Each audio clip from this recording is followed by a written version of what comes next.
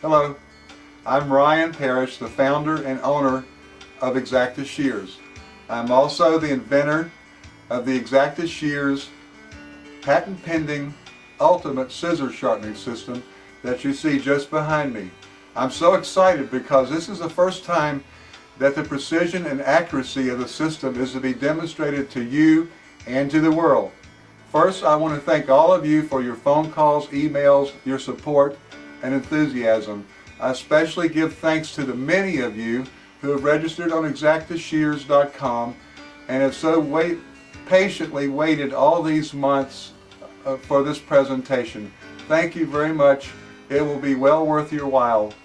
Are you ready for precision? Are you ready for real accuracy? Are you ready to see the very best scissor sharpening system in the whole world?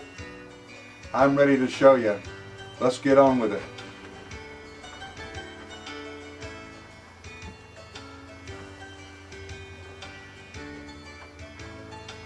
This is the flat home machine. It's freestanding. It's 6.5 by 6.5 by about 8 inches tall. It's fused. It has on-off switch, on-off, speed control, forward, electronic braking will save you a lot of time, and reverse, electronic braking, instantaneous nearly, forward, and then we're going to cut it off right now. This is the Xzacta Shears guide system. It is all aluminum and stainless steel. You can actually put it in the shower and wash it. You can sharpen a scissor right, or any blade for that matter, right or left-handed, approximately 14 inches long. We have the scissor guide clamp. We have the angle adjustment arm, which is pinned. Very easy to change angles. It goes from 0 to 90 degrees. We have the vertical rail. It moves up and down. We have a horizontal rail. It moves back and forth. Note that these will move independently, one from the other. They will also move together.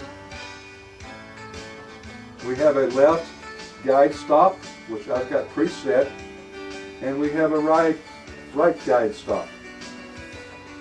Also note that these are spring assisted. Okay. There we go. You can hear that clicking the left guide stop. Let's get to a pair of scissors. I have one blade, and note you should always take your scissors apart to sharpen them. I have one blade I sharpened with a beveled edge. It's painted black. So you can cut. So we cut down on the glare so you can see it better.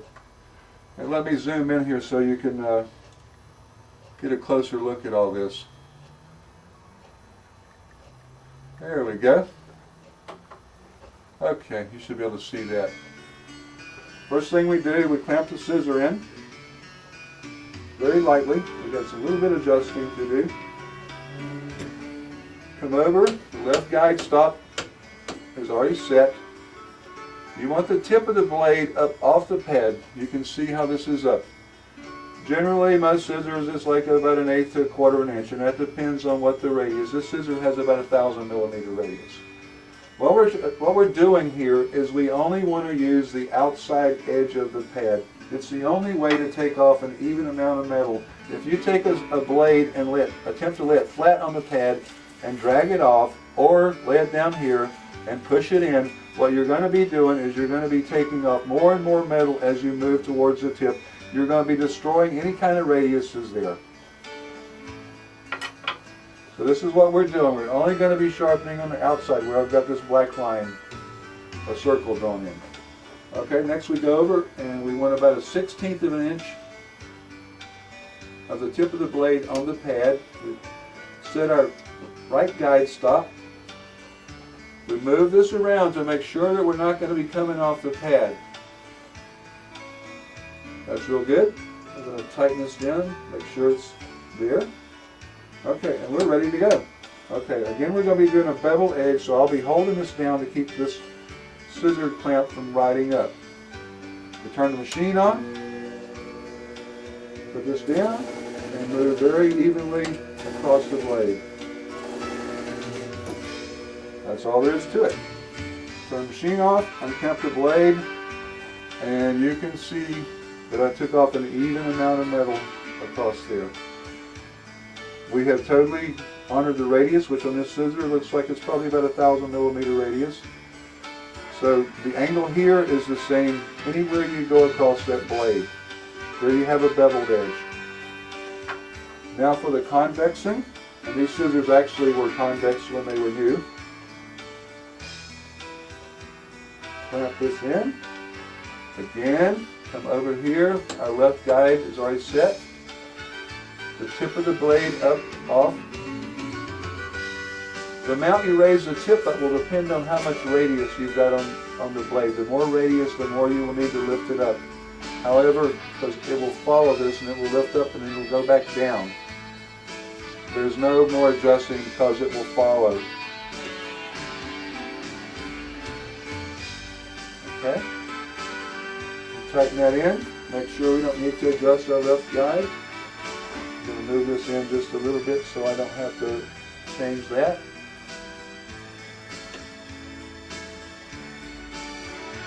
Okay. Our scissors tapped in. We've got a left guide. Hear that click? You hear that click. Convexing, what we're going to be doing, we're going to not even hold on to this. We're going to let the weight of the clamp bring the scissor down, and we're going to let the movement of the pad let it ride up. So basically what we're going to be doing is coming across here like this. Okay, we're ready to go. Turn the machine on. At about 30% power, we're in this forward, and we just come across here very evenly, up and down like that. Okay, just like that.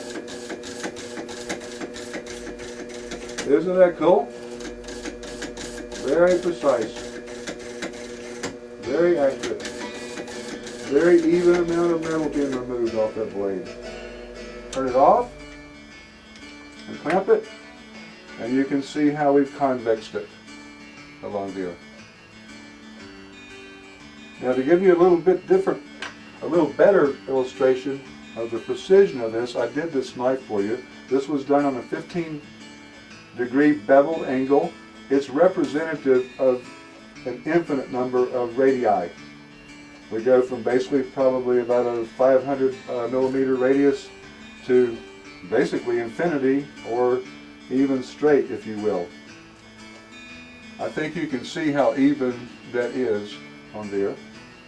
But to help you see that a little bit better, I've got a protractor here, and I'm going to put that in. Let's see if I can get where you can see that pretty good. There we go. That's pretty good. I'll pull this through here, and you can basically see that the angle is the same. And I do have this set on 15 degrees, and this was set on 15 degrees, so you can see that the machine is accurate too. But there you go. We can do any radius. It does not matter. This machine doesn't care. It will honor whatever is on the blade. The only way you change that is at your discretion. If you want to change a radius on a scissor, it's strictly up to the scissor technician. There is not a machine made that on its own will restore a radius by itself.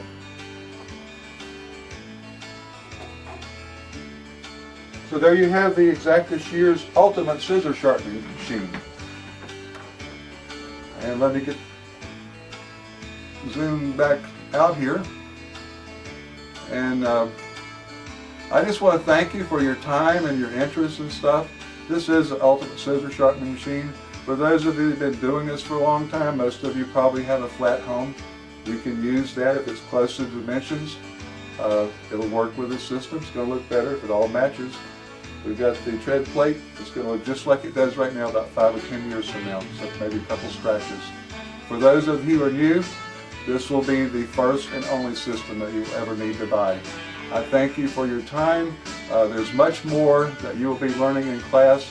When you get done with class, you will be the best scissor sharpener in the world. You will be among the elite with this system and what I'm going to teach you, because I'm going to teach you everything I know in 5 days, and you're going to be up there with anybody in the world.